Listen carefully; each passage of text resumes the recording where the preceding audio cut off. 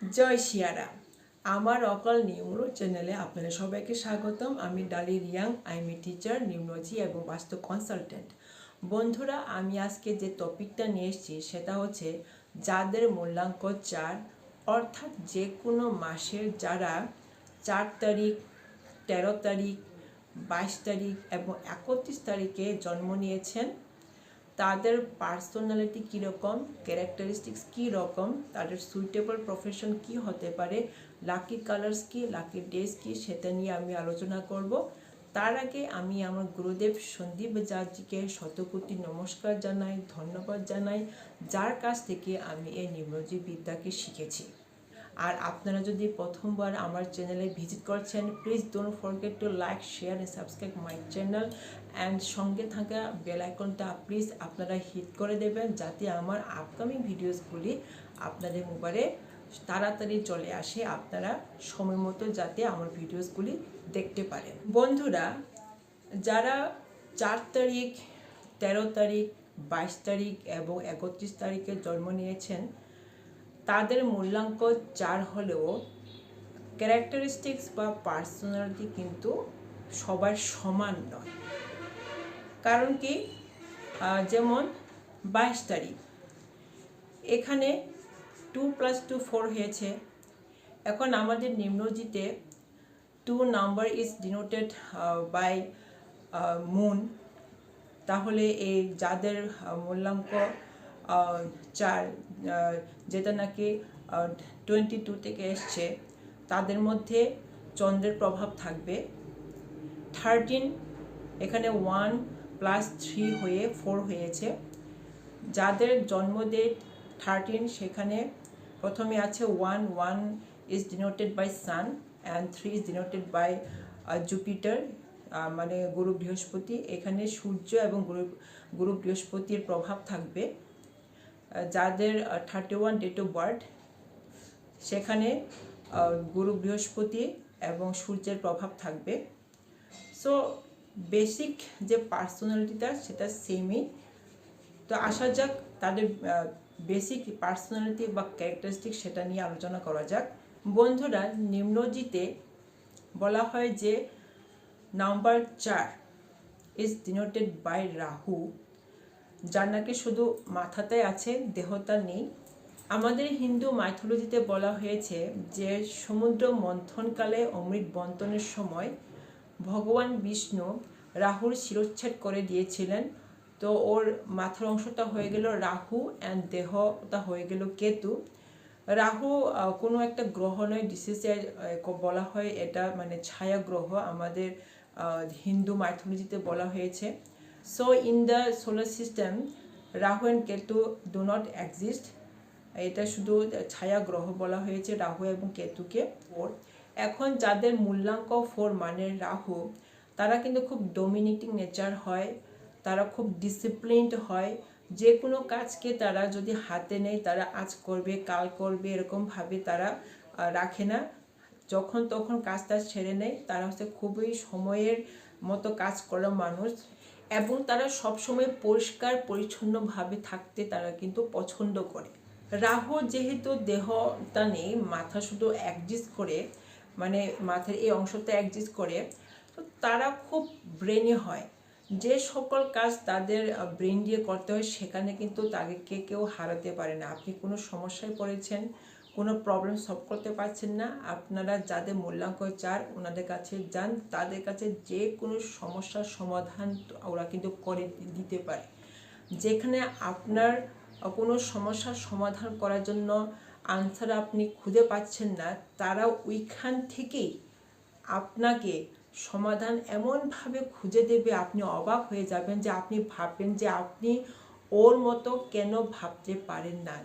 এরকম হচ্ছে যাদের মূল্যাঙ্ক 4। তারা খুব ব্রেনি, খুব ইন্টেলিজেন্ট, তাদের মাথার মধ্যে অনেক শত শত আইডিয়াস কিন্তু মাথার মধ্যে ঘুরতে থাকে।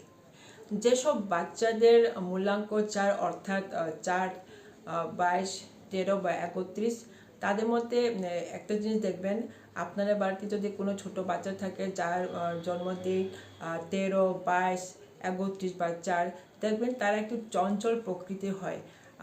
আমার মনে হয় না এমন কোনো বাচ্চা আছে যাদের মূল্যাঙ্ক চায় যে তারা নিজেরা বাড়িতে কোনো জিনিস ভাঙেনি বলে।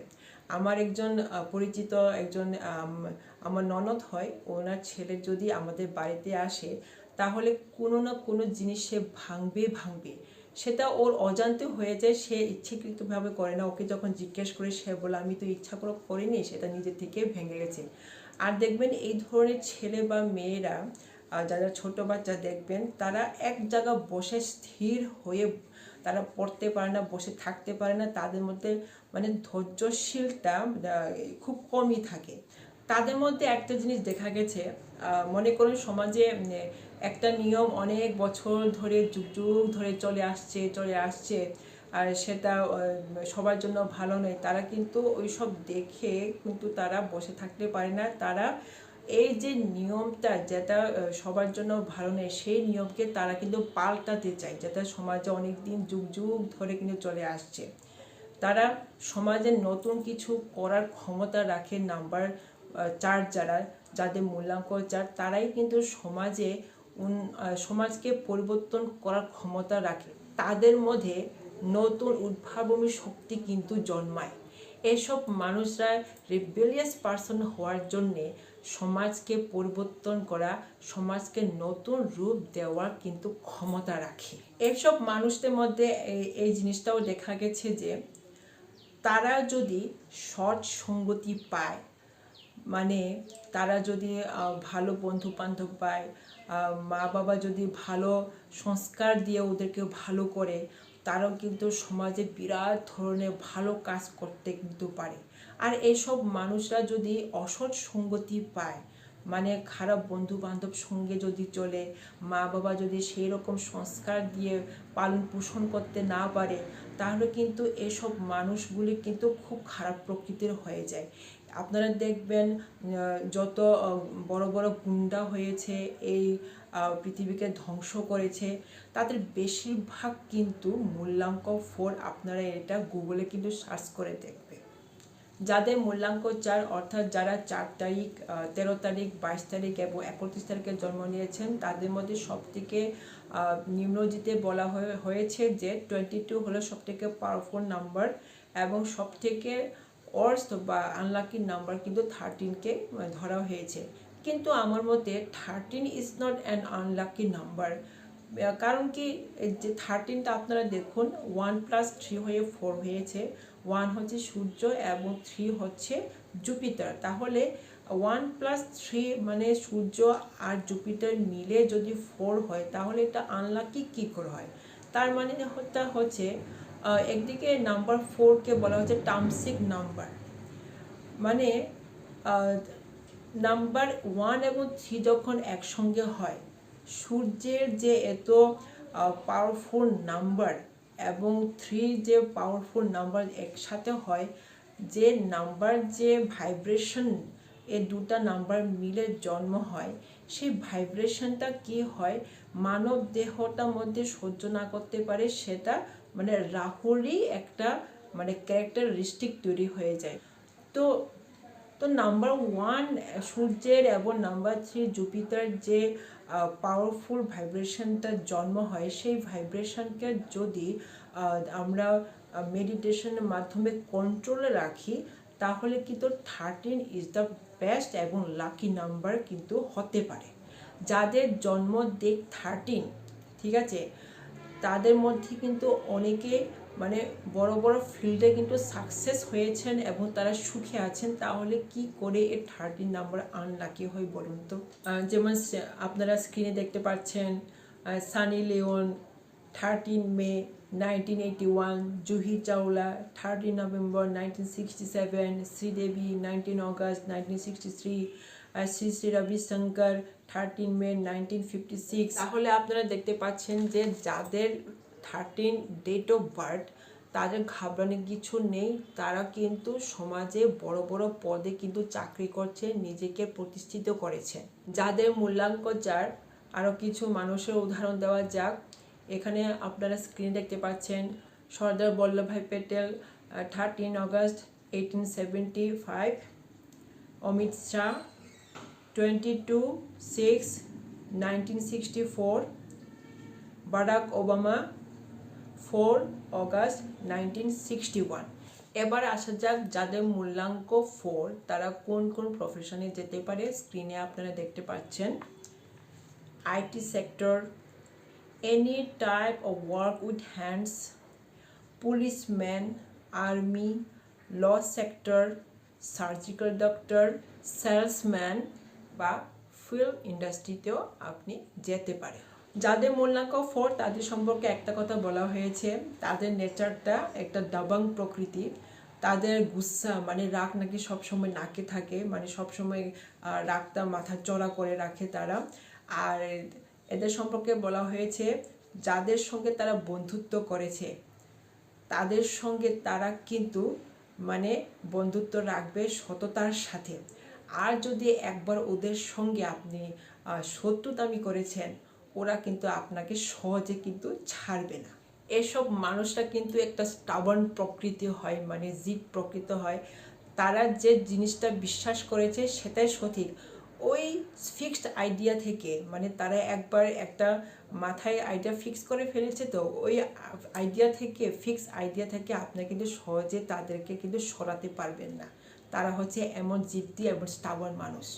আর তারা কিন্তু প্র্যাকটিক্যাল, তারা কিন্তু মানে খুব লজিক্যাল আর থিওরিটিক্যাল কিন্তু তারা খুবই বিশ্বাস কমই করে।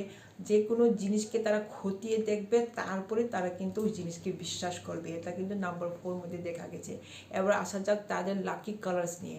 তাদের লাকি কালার্স মধ্যে প্রথমে আসছে কিন্তু সাদা, তারপরে আসছে আপনি গ্রিন, তারপরে আপনি ইয়েলো আপনি ইউজ করতে পারেন আপনার লাইফে। আর আপনাকে সবসময় দূরে থাকতে হবে ব্ল্যাক এবং ডার্ক ব্লু থেকে। আর আপনাদের যে সকল মূল্যাঙ্ক থেকে দূর থাকতে হবে সেটা হচ্ছে, আপনারা খাতায় নোট করে দিন, যাদের মূল্যাঙ্ক 4 আপনাদের অ্যাভয়েড করতে হবে যাদের মূল্যাঙ্ক 2, 4, 8 এবং 9। এই মূল্যাঙ্ক যাদের তাদের থেকে আপনাদের কিন্তু দূরে থাকতে হবে। আর আপনার লাকি ডে হচ্ছে সানডে। আমাদের নিম্নজিতে নাম্বার 4 মানে মূল্যাঙ্ক 4 যাদের তাদের সম্পর্কে বলা হয়েছে, এরা জীবনে খুব স্ট্রাগলিং করে মানে এ নয় যে তারা সাকসেস পায় না, সাকসেস পায় যেখানে অন্যদের মনে করুন ওয়ান প্রচেষ্টায়, মানে একবার প্রচেষ্টায়, দুবার প্রচেষ্টায় পেয়ে যায়, সেখানে তাদের হয়তো 5 বার বা 6 বার প্রচেষ্টা করতে হয়। যেখানে অন্যদের সহজে কাজ হয়ে যায় সেখানে তাদের কিন্তু মানে খুব পরিশ্রম করতে হয়। সাকসেস পায় না কিন্তু এরকম না, তারা মানে খুব পরিশ্রম করতে হয় তাদের জীবনে গোলকে পেতে। আশা করি বন্ধুরা আমার আজকে এই ভিডিওতে আপনাদের ভালো লেগেছে। আপনারা প্লিজ এই ভিডিওকে যত পারেন আপনার আত্মীয় স্বজন বন্ধু বান্ধবের কাছে আপনারা শেয়ার করে দিন, লাইক করুন, সাবস্ক্রাইব করুন, সঙ্গে থাকা বেল আইকনটা হিট করে দেবেন।